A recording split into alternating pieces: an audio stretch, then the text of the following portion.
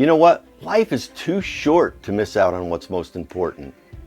So many of us get stuck in making progress, but we still feel unfulfilled. That's why Ignite Purpose exists. We exist to focus leaders on God's purpose for their life, to live, love, and lead like Jesus, and not live in such a frustrated state. I've been talking about anger for weeks and how frustration can own us. And today I want to talk about how not to be frustrated. There's some practical things that we can do that I've had to learn in order not to live a life of frustration, to try to focus on God's love. The first being just simply being aware that we have anger.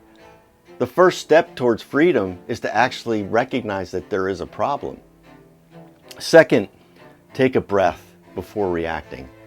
I wish I had done that my entire life, even if I had taken a minute, let alone longer, preferably 24 hours before making a decision or reacting to some situation that came my way.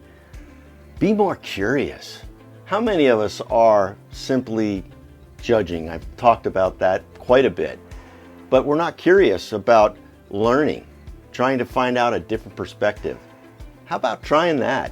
How about trying to learn about another's perspective before putting them in your judger's box?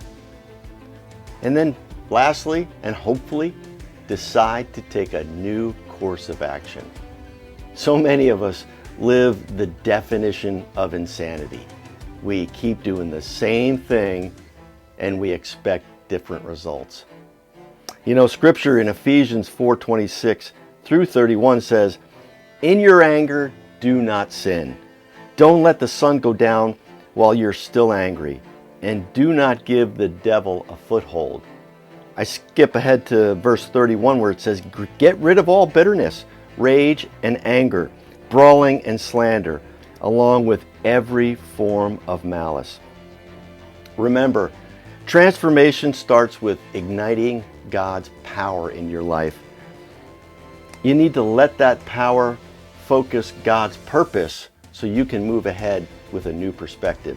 And I pray to God that new perspective includes a choice to look at things different, not live in frustration, and move ahead in God's love. Have a great week.